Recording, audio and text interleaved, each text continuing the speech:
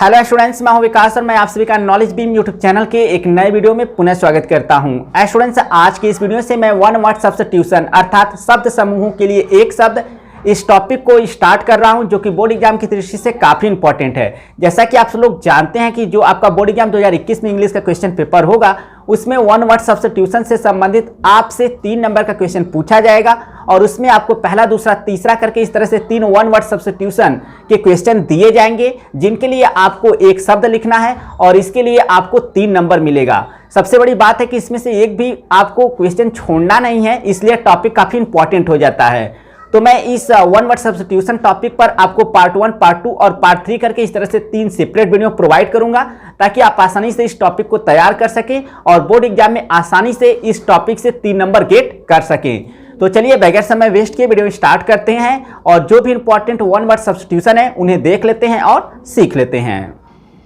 तो स्टूडेंट, जैसा कि देख सकते हैं यहाँ पर मैंने लिखा है क्लास 12, उसके नीचे मैंने लिखा है वन वर्ड सब्स्टिट्यूशन अर्थात शब्द समूह के लिए एक शब्द।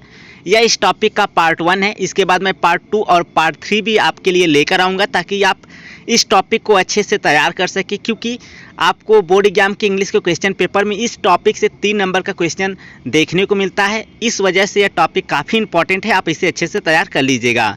तो इस वीडियो में मैंने 1 से लेकर 20 तक जो भी इंपॉर्टेंट वन वर्ड सब्स्टिट्यूशन है उन्हें लिखा है, जो कि प्रीवियस ईयर में बोर्ड एग्जाम में पूछे जा चुके हैं। इस वजह से इन्हें आप अच्छे से तैयार कर लीजिएगा। तो चलिए देखते हैं। जैसा कि देख सकते हैं मैंने ऊपर लिखा है वन वर्ड सब्स्टिट्यूशन, जिससे कि हम लोग हिंदी में कहते हैं शब्द समूह के लिए एक शब्द। तो यहाँ पर मैंने पहला लिखा है the life history of a man, एक व्यक्ति का जीवन इतिहास रिटेन बाय हिमसेल्फ, जिसे स्वयं उसी के द्वारा लिखा गया हो। तो इसे एक शब्द में हम लोग कहते हैं ऑटोबायोग्राफी अर्थात आत्मकथा।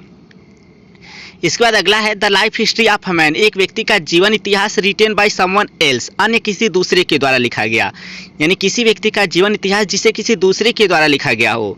तो इसे हम लोग एक शब्द में कहते हैं बायोग्राफी अर्थात जीवनी।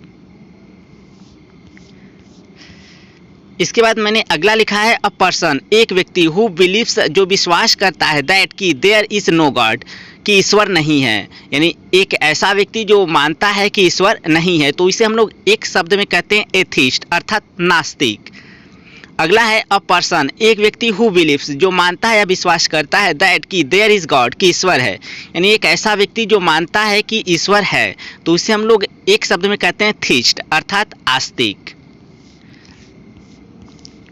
इसके बाद अगला है a person who looks bright side of things, यानी एक व्यक्ति जो कि वस्तुओं को आशा की दृष्टि से देखता है। तो इसे हम लोग एक शब्द में कहते हैं ऑप्टिमिस्ट अर्थात आशावादी। अगला है अ पर्सन, एक व्यक्ति who looks at the dark side of things, एक व्यक्ति जो कि वस्तुओं को निराशा की दृष्टि से देखता हो। तो उसे एक शब्द में हम लोग कहते हैं पेसिमिस्ट अर्थात निराशावादी। इसके बाद अगला है that can not be seen through, जिससे होकर देखा न जा सके। तो उसे हम लोग एक शब्द में कहते हैं ओपेक अर्थात अपारदर्शी। इसके बाद अगला है that can be seen through, जिससे होकर देखा जा सके। तो इसे एक शब्द में कहा जाता है ट्रांसपेरेंट अर्थात पारदर्शक। इसके बाद स्टूडेंट्स आगे बढ़ते हैं और मैंने अगला लिखा है अ मैन, एक व्यक्ति हुज वाइफ इज डेड, जिसकी पत्नी मर गई हो। तो उसे हम लोग एक शब्द में कहते हैं विडोवर अर्थात विदुर, यानी एक व्यक्ति जिसकी पत्नी मृत हो गई हो, तो उसे एक शब्द में बोलते हैं विडोवर अर्थात विदुर। अगला मैंने लिखा है अ वुमन, एक महिला हुज हस्बैंड इज डेड, यानी जिसके पति की मृत्यु हो गई हो। तो उसे एक शब्द में हम लोग बोलते हैं विडो अर्थात विधवा। इसके बाद स्टूडेंट्स अगला है अ चाइल्ड, एक बालक हुज पेरेंट्स, जिसके माता पिता आर डेड, मृत हो गए हों। तो उसे एक शब्द में हम लोग बोलते हैं आर्फन अर्थात अनाथ। अगला है हु इज प्रेजेंट एवरीवेयर, जो सभी जगह व्याप्त हो या उपस्थित हो। तो उसे एक शब्द में हम लोग कहते हैं ओमनी प्रेजेंट अर्थात सर्वव्यापी। इसके बाद अगला है हु इज ऑल पावरफुल, जो सर्वशक्तिमान हो या सर्वशक्तिशाली हो। तो उसे एक शब्द में हम लोग बोलते हैं ओमनीपोटेंट अर्थात सर्वशक्तिमान। अगला है हु नोज एवरीथिंग, जो सब कुछ जानता हो या प्रत्येक चीज़ों को जानता हो। तो उसे हम लोग एक शब्द में कहते हैं ओमनीसेंट अर्थात सर्वज्ञ। अगला है that can not be read, जिसे पढ़ा ना जा सके, तो उसे हम लोग एक शब्द में कहते हैं इलिजिबल अर्थात अपठनीय। अगला है who can neither read nor right, वह जो न तो पढ़ सके और न ही लिख सके, तो उसे हम लोग एक शब्द में कहते हैं इलिटरेट अर्थात अनपढ़। इसके बाद अगला है हु नो वन, मतलब एक, हु मतलब जो कि, नोज मतलब जानता हो, मेनी लैंग्वेज बहुत सारी भाषाओं को, यानी कोई एक या कोई ऐसा जो कि बहुत सारी भाषाओं को जानता हो, तो उसे एक शब्द में हम लोग बोलते हैं लिंग्विस्ट अर्थात बहुभाषी। अगला है the killing of a new burn child, अर्थात एक नवजात शिशु को जान से मारना, तो एक नवजात शिशु को जान से मारने को एक शब्द में हम लोग बोलते हैं इन्फेंटिसाइड अर्थात बाल हत्या।